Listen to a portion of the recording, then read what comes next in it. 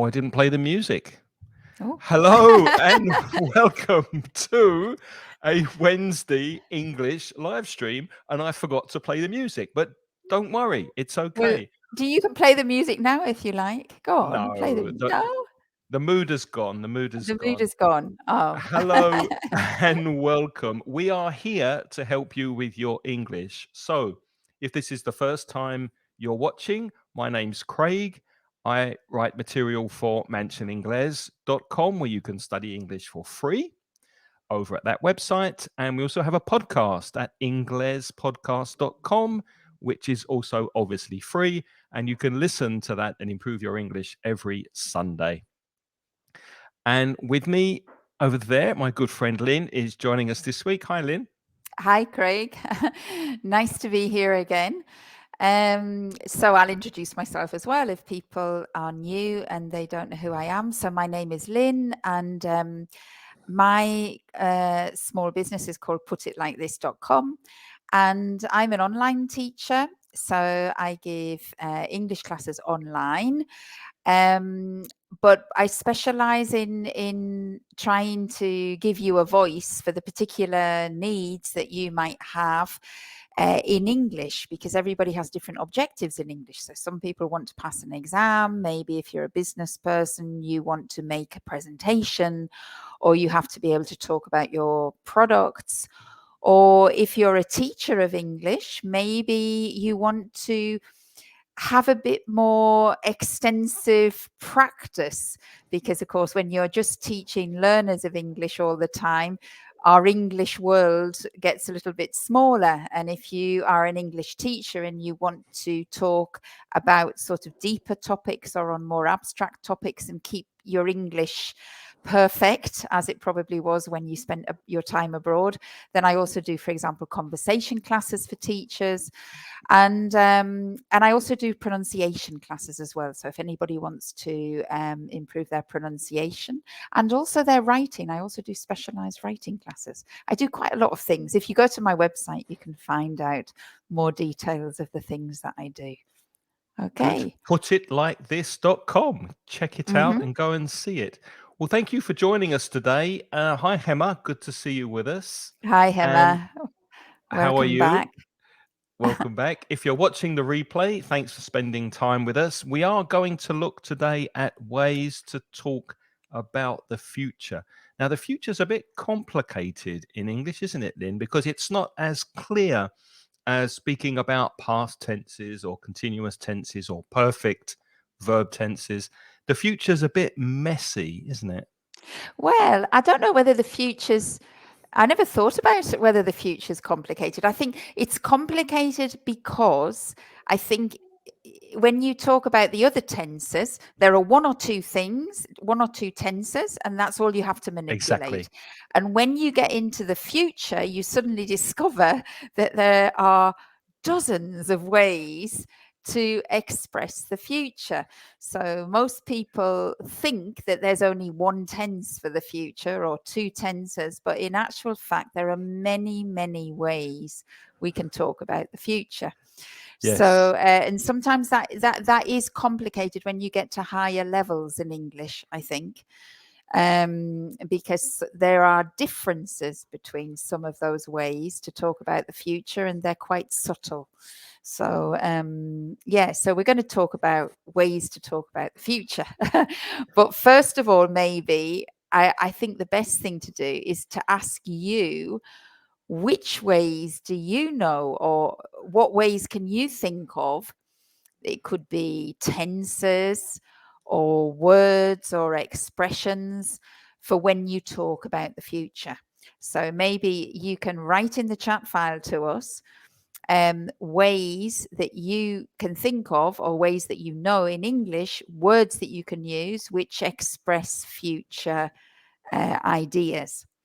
And while we give you some time to think about that, I'm just going to ask you first, Craig, do you actually like talking about the future? Because it's kind of a bit of a mindset as well, isn't it, of a person? Some people some people only live in the future. Some people live in the past. Some people live in the present. What kind of person are you? Well, I'm like everybody else. I spend most of my time in the past and in the future because it's very, very unusual for people to spend time in the present. And I think personally, that's the best place to be because Hmm. if you're in the present and you're mindful about enjoying the moment and concentrating what you're doing and not worrying about what might happen in the future or regretting and feeling bad about what happened in the past, then you're probably going to be happier right now in the Hmm. present. Do you agree? Yes, of course. That's the wisdom of the Buddhas, isn't it? It Buddhist is wisdom and mindfulness mindfulness. and everything. Yeah, I like the past though, but not in the sense of I don't regret things in the past at all. I'm not a person who ever looks to the past and regrets things. I don't want to do that, and I've never done it. But I enjoy the past. I like telling stories, and so the past is very important to me because I think I make my whole life a narrative.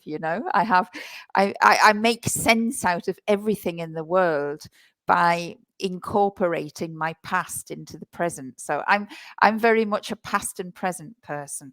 And And what when about it the comes future? Do you worry a lot about what's going to happen? Do you no, plan? no, no. I mean, I do plan, but in the sense, again, I think in the sense that it's because I'm an optimist. So I like to look to the future in terms of good things, like planning my holidays or planning where to go or thinking, oh, I'd really like to do that in the future.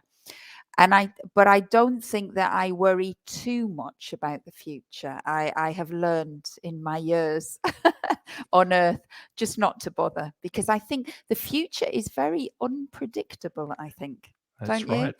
And they And say many that things worry, that I thought when I was younger would happen in the future, it turns out it just wasn't an issue at all. So I think now I've learned just not to worry about it. It's very hard to predict what's going to happen in the future. yeah, and it's a waste of time worrying about what you think might happen or might not happen. So, yes, Mm-hmm. plan, but don't worry too much. Well, we've given you a few minutes and nobody has volunteered. Come on, Do you Gemma. anything? Do you Emma, come know on. any words or any way that you can think of in English to talk about the future? If Uh-huh. you want to say something that will transpire or happen in the future, Craig gave you a clue there. I I hope you gave were. you I hope somebody heard that clue. That I clue. What was I that just clue? yeah, I just used probably the most obvious word, but we'll come to Uh-huh. that in a minute. But we want Mhm. to hear from you. Let us know what you know about talking about the future before we explain to you how you can do How it. you can do Because it with this is because at the beginning we're just going to cover the grammar and the vocabulary of it, and then later in the class we're going to talk about things and make predictions and use it and practice using the future. There was something I wanted to say just before. We'll give you another extra minute to please write something in the chat file. But I remembered when we were talking there, Craig, of an expression that my mum used to often say, which was, let's cross that bridge when it comes. Do you know that expression? I do, but I would say it slightly differently. Yeah. How do Where you I'm say it? from, we would say, "Let's cross that bridge when we come to it." When we come to it. Oh, and I said Yeah, when it comes, when it when we comes, come yeah, to it. Let's when we cross come that to it. bridge when we come to it. Yes, I think that's what we say. Yeah. So you know that expression too, Yeah, which is yeah. basically you don't imagine the bridges that are going to come in the future, but and don't worry about them. Just wait until you're at the very front of the bridge, and then you can decide how you are going to handle it, how you're going to tackle it. So you'll tackle things in the present. You'll deal with things in the present. Don't count your chickens before they hatch.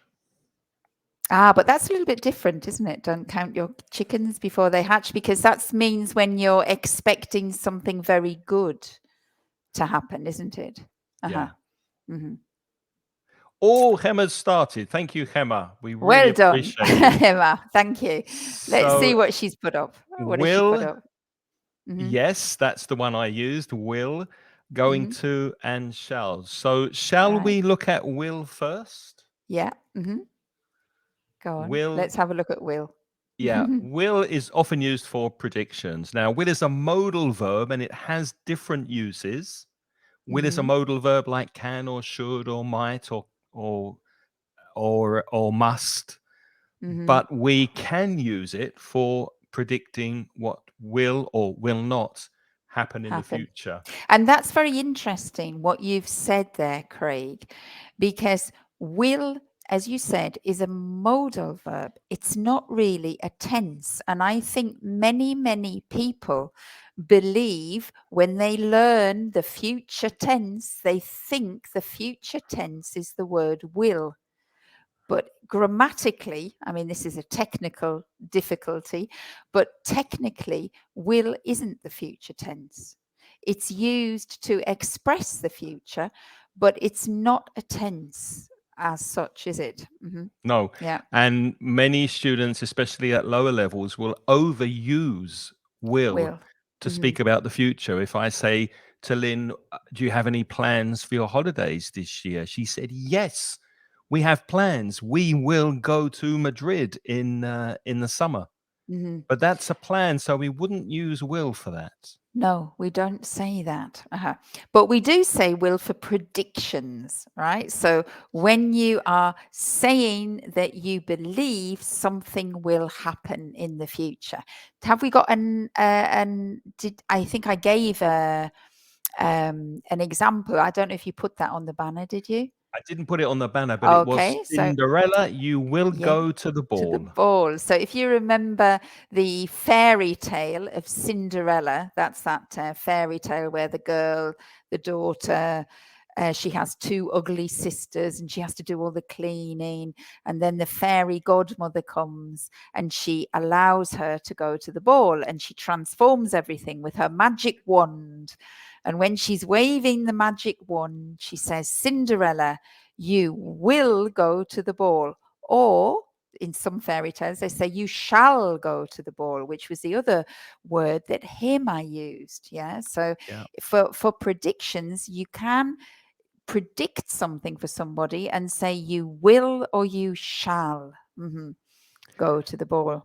And notice there that Lynn really stressed the will in that example. You will go to the ball. But very often when we make predictions with will, we contract it. Hmm. And we also use words to soften our predictions, like I think. For Hmm. example, I think I'll go shopping tomorrow.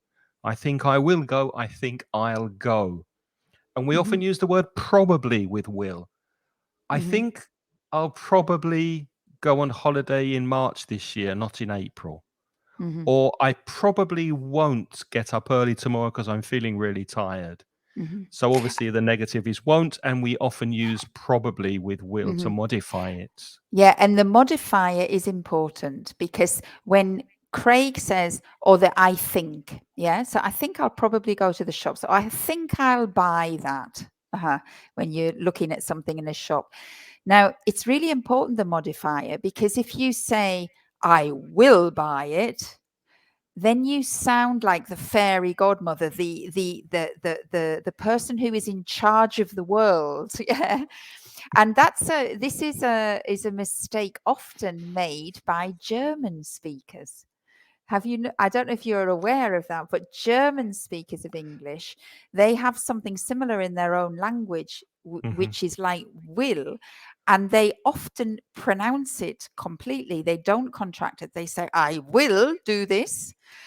And it sounds like they're very Authoritarian. powerful and authoritarian. I will do this and I will do that and I won't do this.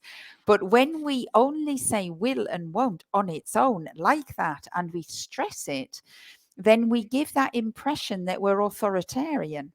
Mhm. And that's why if you listen to most native speakers, the majority don't say it like that. They always contract it and they modify it with I think or probably or I think I'll go. I'm sure he'll do that. And with the pronunciation, I think most people in their English classes, they learn I'll, you'll, he'll, we'll, they'll, even if you don't you don't use it. You probably know that that exists, but you also have to be aware that we contract on other words and also on names. So, for example, we also use will for the future, but for the immediate future, not for predictions as such. So, for example, if the telephone rings, I might say, "Oh, I'll get it," which is I will get it, but I say I'll get it and I contract it. But if the telephone rings and Craig's in the house and my husband is jumping up, I'll say to my husband, "Don't worry, Craig'll get it." Now, I don't know if you heard that, but I'll say it Craigle. again. Craig'll get it. Craig'll. And so this is a little sound, and most people learning English are unaware that we are saying will because they don't hear that. But it's everywhere. And the most common pronunciation of will, the most common, is ull, ull. And I can say Lynn'll get it, or himmer'll get it. My Right. son will So get it. my son will get it. Oh, my daughter will do that. My daughter will do that. My daughter will do that. Yeah. Yeah. So you have to really be aware that that is what people are saying, and that will help your listening as well, because when you're doing any kind of listening test, that's where what you often don't hear. Because you're expecting to hear will, but you won't unless somebody is speaking in an authoritarian manner. Like you Yeah. will go to the ball. And then you will hear the will. So will for predictions, and we will give you some examples later. We'll Uh-huh. give you some examples later on. Now let's move Mhm. to the other thing that Gemma mentioned, going to. Mhm. Well, what's the difference? We'll explain. So going to is used for prediction when there's evidence. And if you've seen going to or going to be in a course book, you've probably seen the famous example. Look at those clouds. They're dark. Those clouds are black. It's going to rain.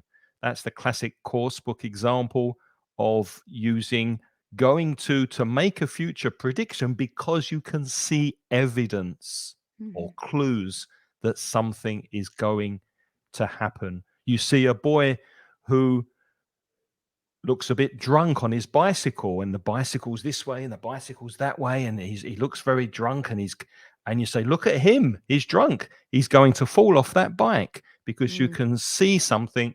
Then you make a prediction of what is going to happen very soon. Mhm. Mhm. And with the pronunciation of going to, I'm sure that you've heard this, but a lot of people say, I'm gonna. So going to is often reduced in very fast English to gonna. I'm gonna go. I'm gonna go. Craig, what are you gonna do tomorrow? I'm gonna sleep in, have a lie in bed, and then I'm gonna make some breakfast, and then I'm gonna do some work. What about Mm. you? Do you think you'll be having lunch at home tomorrow, or are you What's gonna to, go out? what's tomorrow? Thursday? No, I'm Mm. I'm sure I'll be having lunch at home. It's Thursday, Mhm. so yeah, I'll be having lunch at home. Mhm. Okay, now What we're about you getting more tomorrow? complicated What are now your because we're using plans? 3 different tenses, because Craig was telling me all the things he's going to do tomorrow. It's for predictions with evidence, and it's also for intentions, things that you want to do, because he's thought about it. But if he hasn't thought about it, then he'll probably use the will. I think I'll. That's more for a spontaneous decision, isn't it? A more Yeah. spontaneous plan. I think I'll. No, and otherwise, if it's a more firm plan, you would use I'm going to, because you've thought about it and that's your intention. Hmm. And there's one that we forgot that I didn't actually make a banner for. I've just made one now, which Hmm. can be used in some situations interchangeably with going to, and that's the present continuous. Exactly. Uh-huh. When we Yeah. have plans. So, Hmm. for example, the present continuous is probably more common used to talk about the future than it Hmm. is to talk about things happening now. Because we Absolutely. we don't usually say, "Oh, I'm speaking to you now. I'm watching the computer, a film on TV. I'm doing Yeah, a lesson. We don't do normally say that. commentaries of things that are happening now, unless you're a football commentator. Exactly. But I would But say, for example, mhm, I'm having lunch at home tomorrow. So there I've used the yes. present continuous to talk about a plan I Hmm. have for Hmm. tomorrow. And I could also say I'm going to have lunch at home. Hmm. Hmm. And often the present continuous, there are some situations where the present continuous sounds like you have made, it's more than just an intention. It maybe involves other people, and it's more of a fixed arrangement or a plan. So when Craig says, I'm having lunch at home tomorrow, probably, Craig, I suppose that your wife knows that, and you've decided that you're going to be having lunch together, I Well, suppose. if Yeah. she doesn't know that, then I'll probably be having lunch in a restaurant because I don't cook. Because you don't cook. Well, there you So are. I'm So assuming she knows it. Yeah. that's right. So, of course, because the plan involves more than just you in your head with your intentions, that's when we're more likely, I think, to use the present continuous. So sometimes I say, oh, I'm flying to Greece next week. And I can also say, of course, I'm going to fly to Greece next week. I can also say, I'll fly to Greece next week. So let's take those three and I'll tell you the three different contexts. I think I'll fly to Greece next week. That is something that has just occurred to me, right? I'm thinking about it. Sounds lovely. I think I'll I think fly to I'll I Greece think I'll next week. join you. You think I think I'll join you? There you go. Because it's kind of spontaneous, Yeah. right? Now, if today I've been looking at my diary and I've seen I've got some days and I think, oh, I think I'm going to try and fly to Greece next week because I've got some free days and I've seen there's a cheap flight. I think I'm going to see if I can, get a ticket and fly to Greece. Now, at this moment, it's just an intention in my head. So I use going to. If I have bought my ticket, I have my ticket, I have the hotel booked, I'll say, Craig, next week, I'm not doing Facebook with you because I'm flying to Greece. It's a plan. It's an It's a arrangement. plan, right? I have my ticket. I've involved more people. It's no longer just an intention. It's more solid. So you have the three tenses, the will, the going to, and the present Present continuous. continuous. And if you like, it's like different degrees of how certain the future is going to be in your head. Of course, the future is never certain, but it's impossible for the future to be certain. But it's to do with if it's spontaneous or it's just coming to you, you'd say, I think I'll. If you have thought a little bit more about it, but you haven't involved anybody else, you haven't bought tickets or done anything like that, you'd probably say going to. And if it's pretty clear that you've involved other people or money or whatever, then you use the present continuous. And this is why I say this is for higher levels, when you get to higher levels of English, because these are the subtle, subtle, nobody knows what subtle is, do they? SUBTLE. These are the tiny, weeny little differences, but the listeners, if they are native speakers, they detect these differences, right? So if I say, I think I'll fly to Greece next week, Craig might think, I could change her mind. No, Lynne, come on. We've got Facebook. Come and do Facebook with me. Right. But if I say I'm flying to Greece next week, Craig won't even invite me to do Facebook because I've made it really clear that I've I got a know it's a fixed plan. plan. I know it's a So he plan. wouldn't even invite me to do it. Right. Yeah. So, of course, this can have implications, of course. Right. They're very tiny differences, but they're there in the language and we use them. So if you're trying to push your English to a higher level, maybe you want to think very carefully about how you are using the future. Of course, for foreign speakers, and even if you're a bit of a lower level, if you get them mixed up, don't worry. I'm sure that the people will understand what you're trying to say.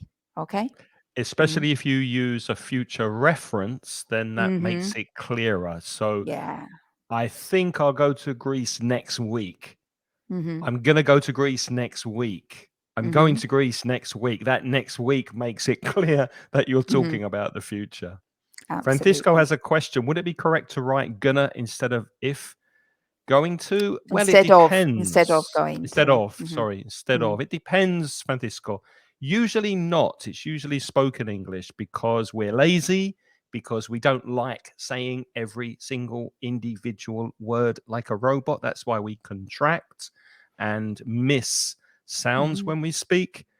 But if you're writing a very informal WhatsApp message, on Mm. your phone or you're chatting to a friend with whom you have a very good relationship, then yeah, you can write gonna. But Mm-hmm. for most writing, especially formal writing, no, you would No. write going to. Mm-hmm. Yeah. And Maria has said, so if I say I'm planning to go to Greece next month, is that okay? Yes, of course it is. And what you're using there is present continuous. Uh-huh.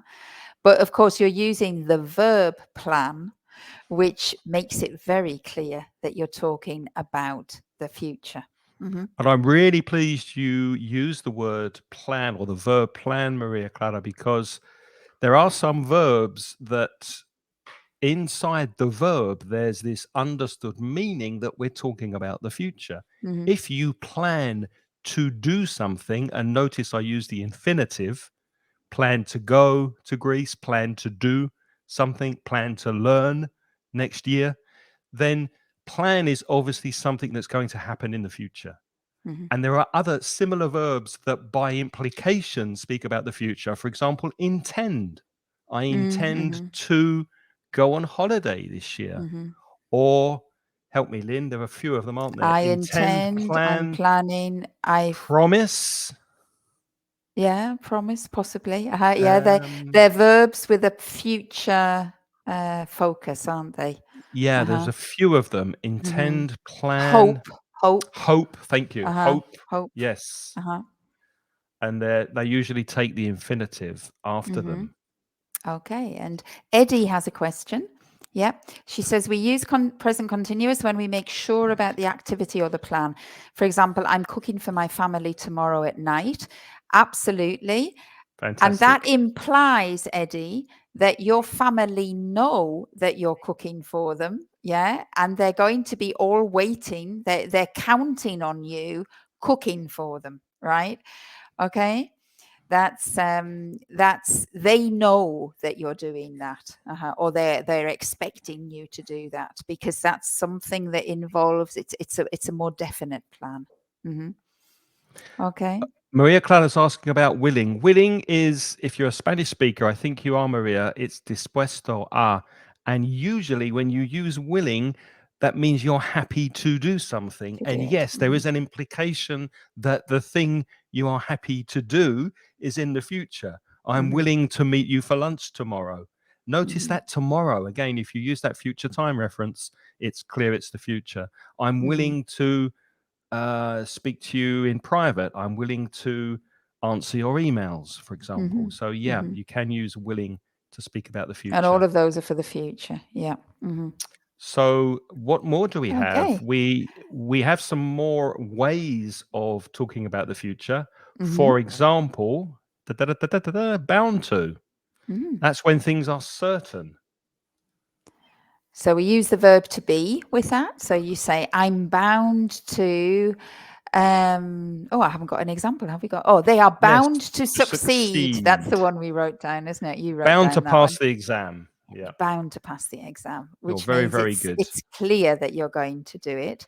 So bound to is one. And then there are a few more words as well, aren't there? Like, have you got likely to, probable, definite? Or did you not make a Uh, banner for those? I can make a banner. So likely to is not as strong as bound to. Mm-hmm. Bound to is absolutely certain. And then we have likely to, which means it's quite probable. Yeah. So you could say, we're likely to win the contract. Or, and again, here, I want to point out something with the pronunciation of this, because again, you're going to find that we're going to be contracting. We're likely to. We're likely to. The were is we are. And you're going to be stressing the word likely. We're likely to win the contract. The same with bound to, which was also with the verb to be before. We're bound to win the contract. We're bound. Now that were is actually we are. Mm-hmm. We're bound to. He's bound to. They're bound to. Craig's bound to. And also the to would in the middle of a sentence would be weak as well, so it will be more to. I'm bound. We're bound to succeed. We're bound to succeed. So that to also becomes, the to becomes very weak. It becomes to. Question from Francisco, Francisco. about my accent. Well noticed. Well done, Francisco. Yeah, I always say often.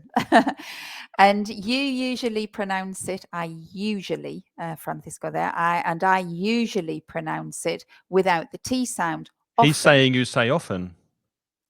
Sorry? Do you often? He's saying that you don't pronounce the T. He's saying you often say often. Do I? That's I what he always thought I says. say often. Oh, no, sorry, I'm reading I this think, wrong. I yeah, you're reading it apologize. wrong. I'm I reading think it wrong. Francisco meant to say, I usually pronounce it without the T sound. Francisco usually pronounces it without the T sound often.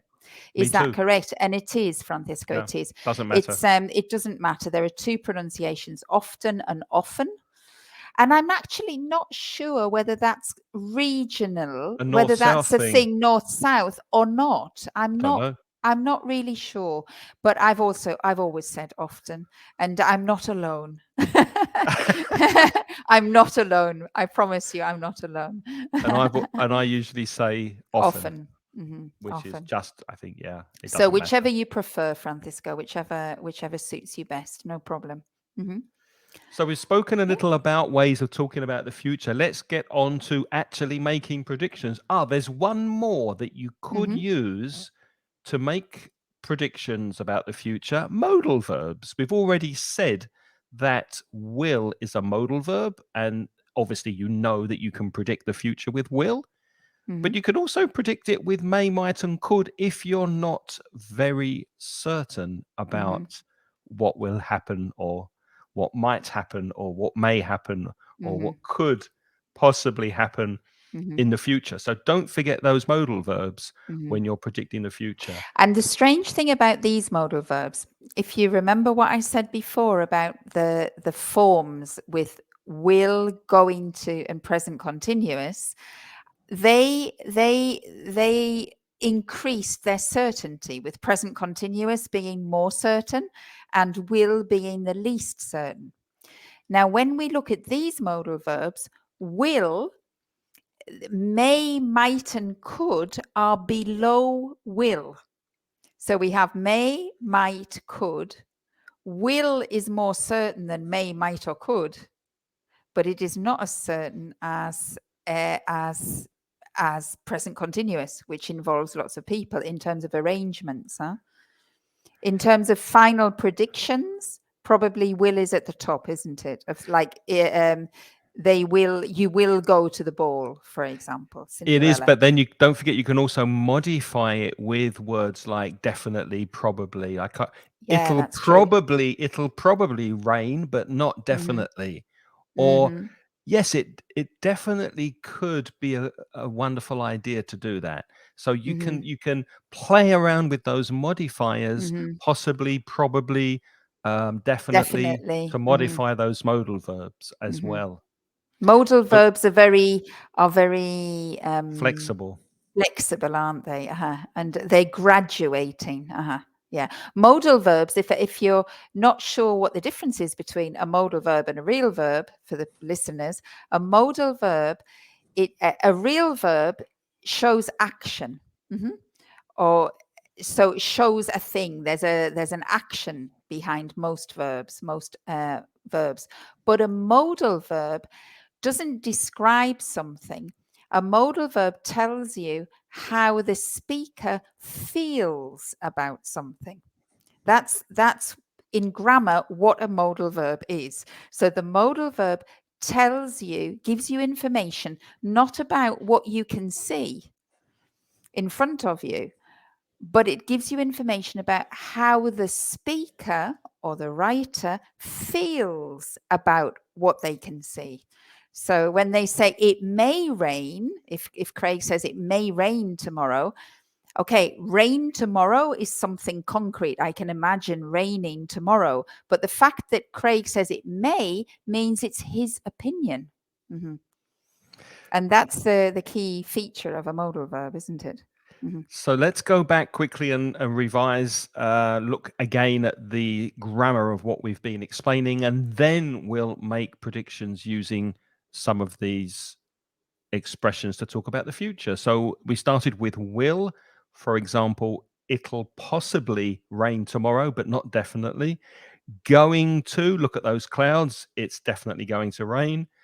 Present continuous, Lynn won't be here next week. She's going to Greece. I hope so. She's going to Greece, present continuous.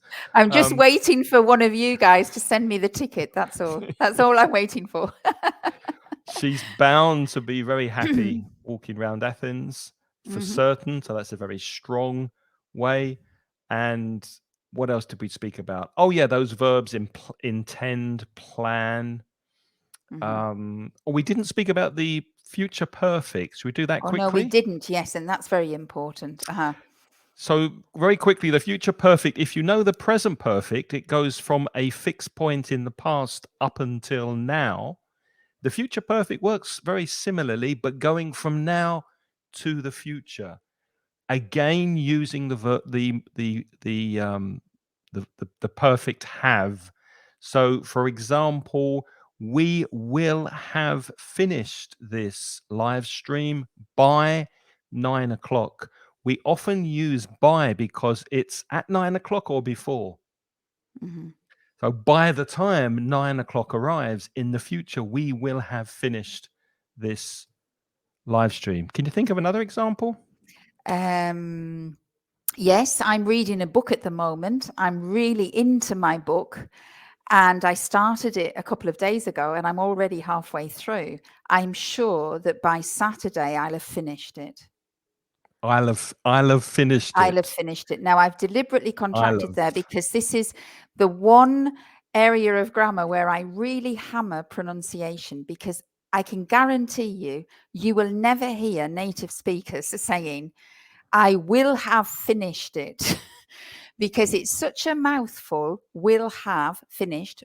They always contract it. So what you're going to hear is olive. So you gave the example, by 9:15 tonight, we'll have finished this live stream. We'll have finished the live stream. We'll have. By the time Saturday comes round, Craig will have finished recording his podcast, I suppose, for Sunday. Is that right? Will. Yes, Yeah, I will you'll have finished by You'll have Saturday. finished by Saturday. And I'll have definitely finished my book by Saturday evening because I'm enjoying it so much. What are you reading? I'm reading The Storyteller by You recommend it? Picoult. Very much. Yes, I enjoyed it very much. Okay, so let's practice these expressions. How do you see the world in 10 years' time? Now, let's take this, because that's a very general question, isn't it?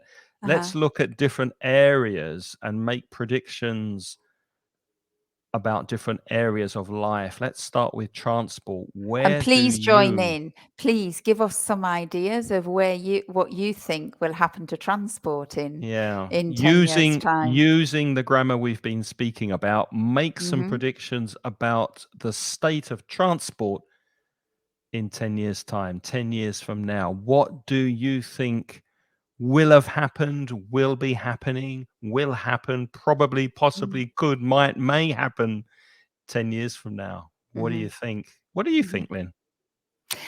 Well, I'll wait with, I mean, I can imagine what some people might be writing, but I'll tell you one thing in terms of transport that I have been thinking a lot about recently is that we just bought a second garage. We had one garage, but we got two cars. So we just bought a second garage. And it did cross my mind. I thought, will we need a second garage in 10 years' time? Because I'm not sure in the future whether people will be using cars as often as they are now, or whether families will still be having more than one car in the future. But then I wonder how people will be getting around. Well, maybe people are going to tell us that. Okay. While we're Mm. waiting for you to Hmm. practice your grammar and give your opinions, Maria Clara wants us to write an example. So I think she means a future perfect example. Future perfect, probably. So Hmm. what was it, Lynn? By the time Um, by Saturday night, I'll have finished my book. by Saturday, By right, Saturday night, I'll have finished I'll my book. have finished. Hmm. I'll have, I'll have finished my book, and then I can lend it to you, Craig. I'm not reading very much. Well, I am reading, but I'm reading self-help books. Oh. And I guess yours is fiction, yeah? Oh, it's fiction based on. It's a very nice story. It's fiction based on fact. Very nice. I can recommend it. We have a prediction from Iswaldo. There will be a DeLorean in every house. Do you know what a DeLorean is, Lynn? It's one of the. Isn't that the car from Back to the Future film? Yeah, Isn't with it? the doors. Yeah. Oh, I always wanted one of those, but it won't be in my house because it can't get through the front door, Oswaldo. How will it get through the front door? In the garage, Tell maybe me, in the in every future, garage. how will it get through the front door? Uh-huh, uh-huh. Any other ideas? Any other predictions Do you think you'll about still have your transport? car, Craig? I mean, Craig and I Not in both live 10 in the years, city. no. Do you think in 10 years you'll still be driving? No, probably not. Because I only really, well, I don't know. Because you don't drive a lot, do you? You don't use your car too much, do you? No, I won't be driving the car I have now because it's already 11 years old. So, Mm-hmm. if I am driving, I'll definitely be driving a different car. But will Mm-hmm. I be driving? I don't use the car in Valencia. I don't use the car to Mm-hmm. move around. I I go by bus. I travel by bus. I Mm-hmm. walk. Sometimes I take my bike. I don't use the car Mm-hmm. Mm-hmm. And very it's much. the same with me. I'm using my car less and less. But I do hope that in 10 years' time, I'll be driving a California camper van. All Craig around knows Europe. that, all Yeah. around Europe. That's my dream, to have a California camper van. So But I really hope I'll be driving a California camper van in 10 years' but time.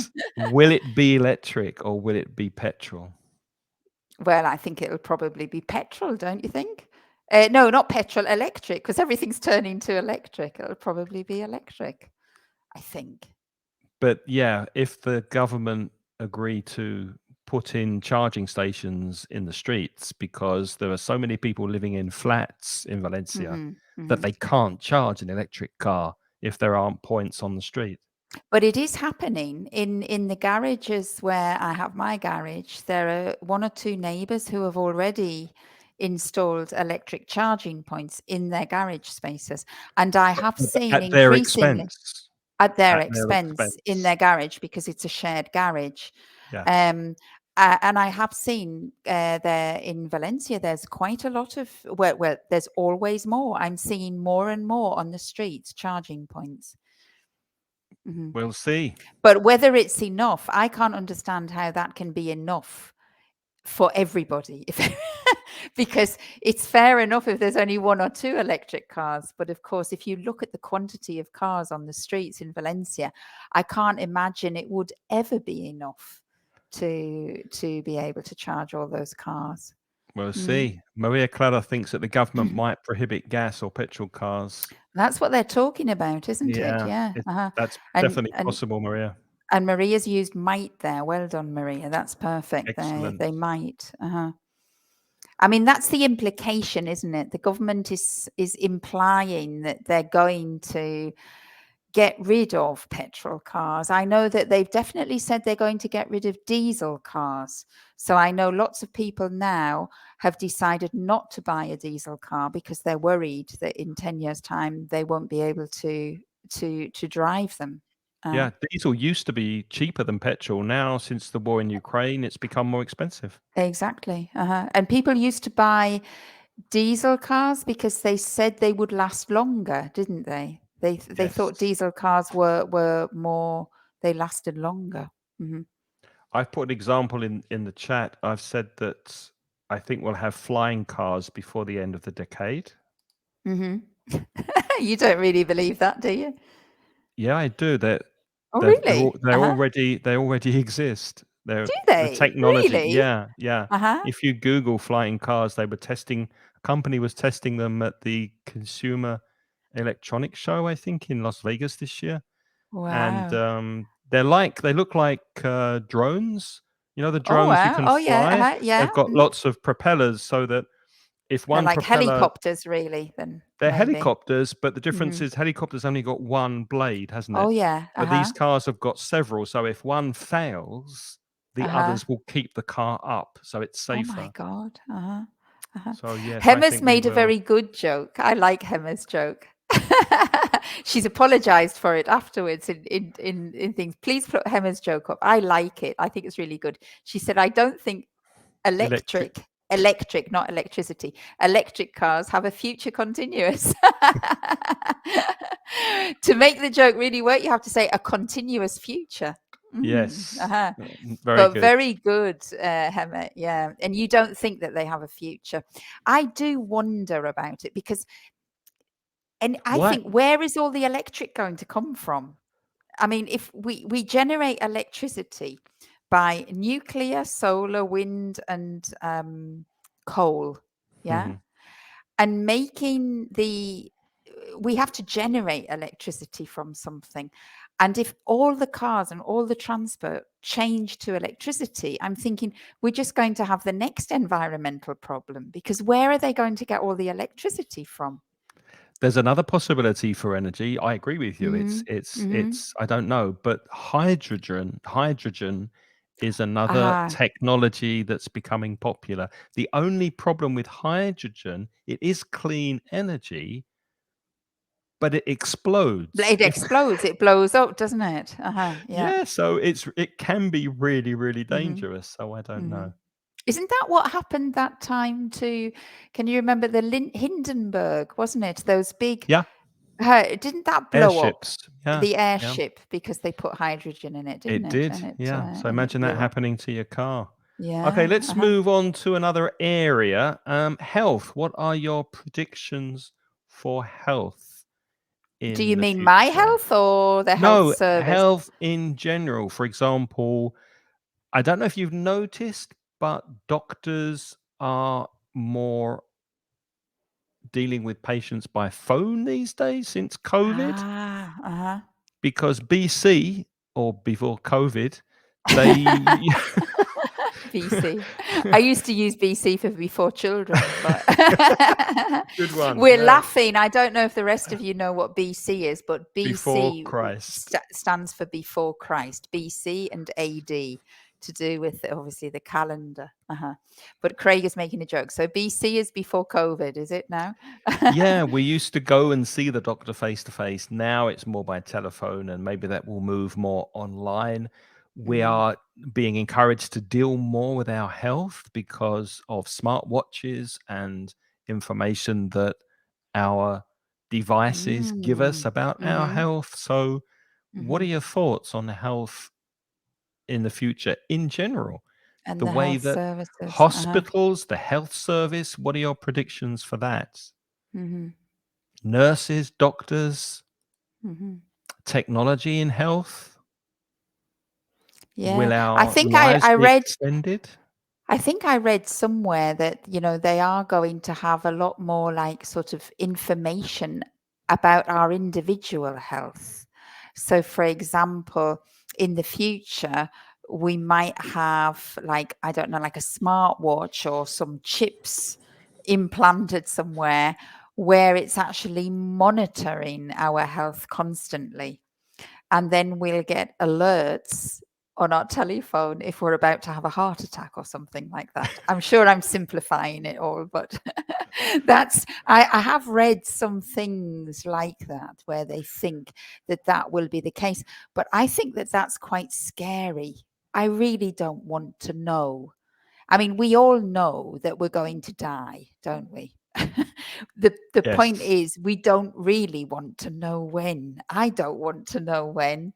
And I don't want to be constantly thinking about, is my blood pressure too high? Is my blood pressure too low?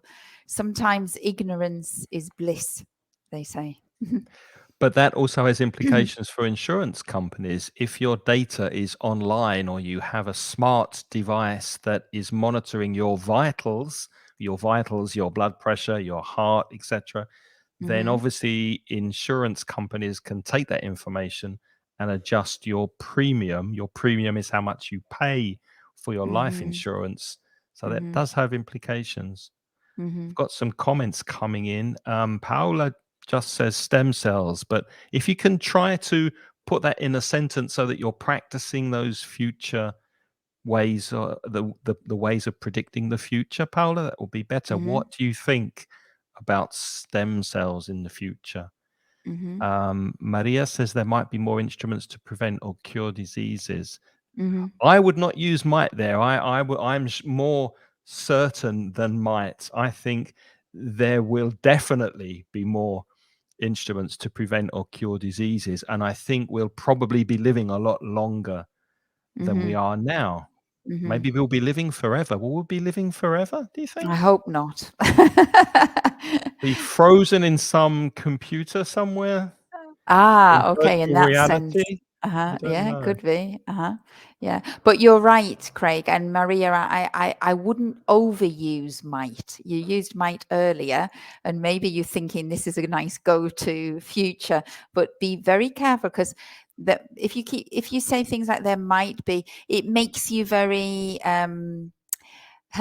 it makes you very wishy-washy, sitting on the fence. If you use might every time you're going to use a future, then you come across as being not very decisive, or not having a clear opinion. If you want to have a clear opinion, then use the kind of tenses like Craig used, like there'll probably be. That is a little bit, I mean, he said there'll definitely be because he's sure. If you don't want to be so sure, you can say there'll probably be. But when you say there might, it could be there might or there might not. It's like not very, you're not committing yourself to making a prediction when you use might in that sense. Would you agree, Craig? Or Yes, am I splitting hairs? you're being you're being very, very diplomatic, Maria. So Yeah, that's like a diplomatic, isn't it? diplomat. Yeah, Yeah, I diplomatic people, might. they might, and then you can't really hold the person to their opinion afterwards, because it's very um, uncertain. Paula says that she agrees. She doesn't want to know when she'll die. No, I don't think Hmm. many people do. Hmm. Um, I think that free healthcare is likely to collapse in many countries. That's my prediction. Hmm. Hmm. That's what I Paula's think. just made a prediction about the stem cells. They're used in cancer treatments and also in aesthetic medicine. It's a wide range of applications. Hmm. Yeah, so stem cell research. So stem cells will probably be used more in cancer treatments. Is that the prediction in Hmm. 10 years? Hmm. That they will be the main treatment for cancer? Hmm. And if Okay. you're certain, Paula, you can say there'll be more stem cells used in treatments in the future. There'll be, that's very definite. Let's change to work. Maybe this will be our last area. So, Hmm. what changes do you expect to see in the area or arena of work? Hmm. Let's hear your predictions for that. I'll give you my top prediction. I'll Teachers are de- going to be replaced. no, I was going to say I'll definitely be more tired in 10 years' time than now. Yeah, me too. Do Uh, you think the retirement age will be increased? I think so. Yes, I think it will. Me I think too. it will.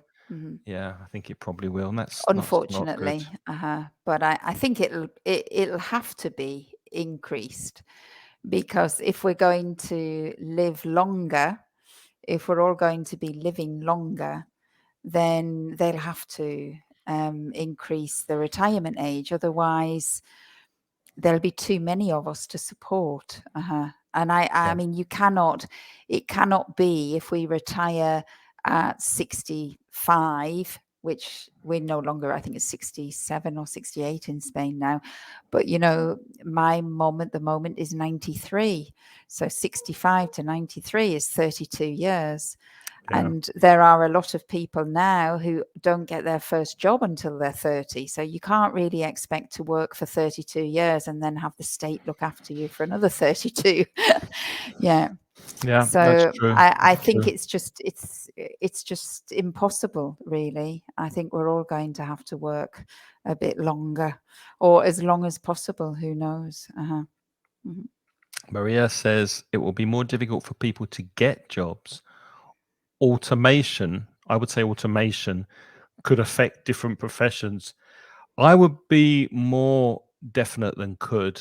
But Mhm. as Lynn said before, Maria, that's your personal opinion. And as she said about modal verbs, if you don't think there's a strong possibility, then you'd use a modal verb like could.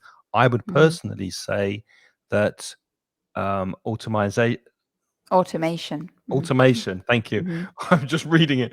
Automation will definitely affect different professions Mhm. for I sure. agree with you, Craig, because it's affecting professions now. Automation. Automation. Yeah. Automation. And I think Paula some thinks that teachers will always be necessary. I'm I'm not glad so you said that, sure. Paula. I'm not so sure. Thank you for saying that, Paula, but I don't agree with you. I think No, don't you? no, I think AI is going to take over teaching. Mhm. Mhm. Maybe not in 10 years, but definitely in 20, 30 years. Yeah, teachers won't be Mhm. necessary. Mhm. Emma Yeah. agrees with Maria. Yeah. Mhm. Um, what did I want to say?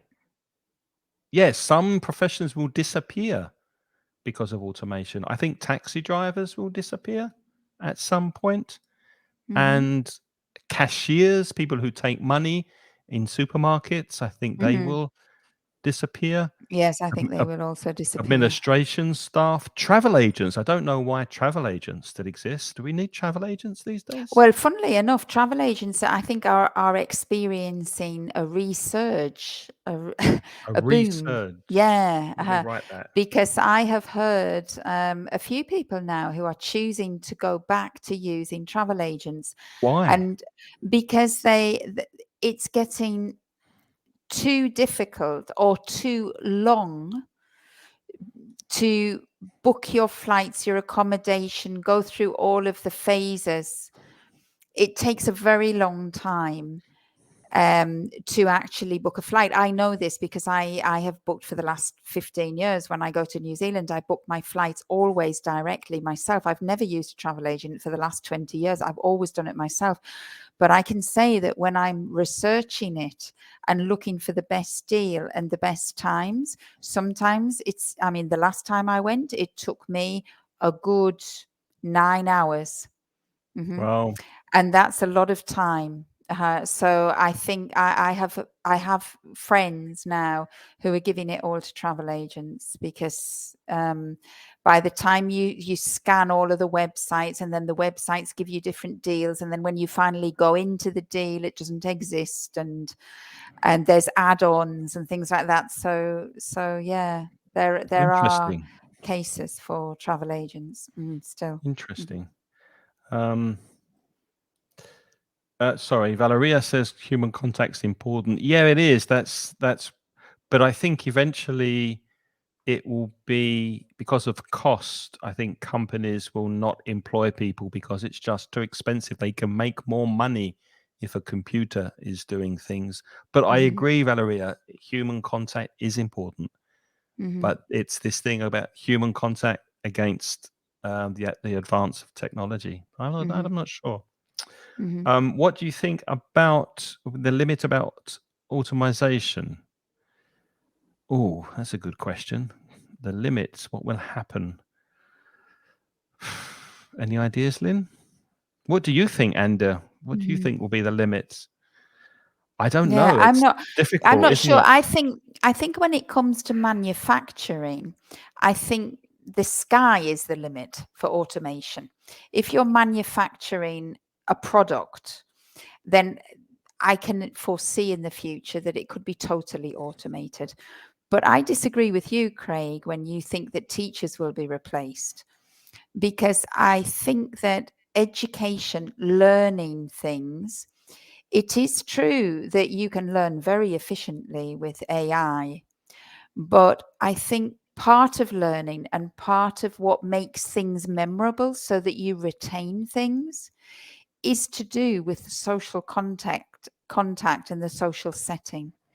So I believe that teachers will still be around. I don't think we'll be doing maybe the same kind of teaching that we're doing now, but I think probably we'll be facilitating a lot more and moderating the teaching process. But I think we'll still be around because I think humans like to learn from humans. And we can learn from automized things. I learn from, like, humans have always been able to learn from books in libraries, which is not human contact. But most people prefer to learn from a person. And I think it's because of that human contact. I think it's the human contact that makes certain things more memorable than others. And I think human contact lends an emphasis to things, which is important when you're critically thinking. And when you just read books or you just have something delivered to you in a neutral way, it's very difficult for you to develop your critical thinking, I think. Yes, Valeria agrees with you. That's what she meant by human Mhm. contact. Maria Mm, says mhm. that she watched my video about ChatGPT. Thank you for watching it, Maria. It's I not watched it too. oh, thank you. Yeah. It's not, I agree, it's not there yet. But I this morning I spent some time watching videos on the metaverse, which is coming soon. Companies like Facebook changed their name to Meta, and Mhm. Microsoft, those big tech companies have invested billions and billions and billions of dollars in developing the metaverse. So when that comes, it will be like the change that happened with more people studying online because of the pandemic, but Mhm. it will be more so because we'll feel more in a virtual reality. And don't Mhm. forget, we're talking about 10 years from now. And if you go Mm. back 10 years ago and imagine what we're doing now with things like Zoom and ChatGPT, the advance is just doubling and Oh, it's tripling and it's it's quadrupling so incredible. fast Mhm. that in 10 years and even 5 years, I think we'll be Mhm. surprised on how things change, including education. Yes, I'm sure we But will. Mhm. we'll have to wait and We'll see. have to see. Anyway, Anyway. let's leave it there. It was very, very interesting. Thank you Mhm. very much for joining us. We enjoyed your company. Thank you, Lynn. It's always a pleasure. Before Thank we you, go, Craig. Uh-huh. let's remind people who we are.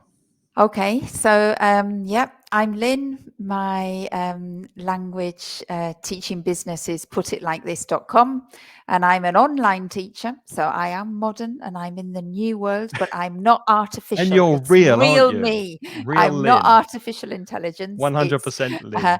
I hope I'm intelligent in some respects. Very.